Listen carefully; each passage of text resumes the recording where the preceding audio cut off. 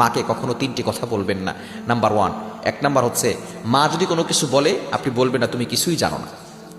যেই মা আপনাকে শিক্ষা দিয়েছে, পৃথিবীর সর্বপ্রথম বিদ্যালয় হচ্ছে আপনার মা, যে আপনাকে কথা বলার যেই মায়ের উসিলা আল্লাহ তাআলা শিখিয়েছেন, ওই মাকে কখনো এই কথা বলবেন না যে তুমি কিছুই জানো না।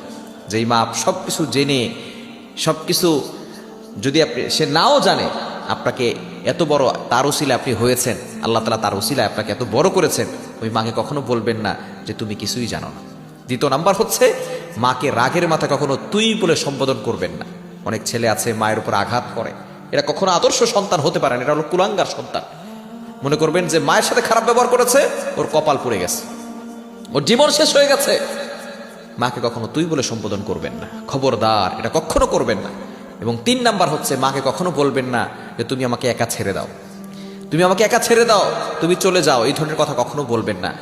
মা যদি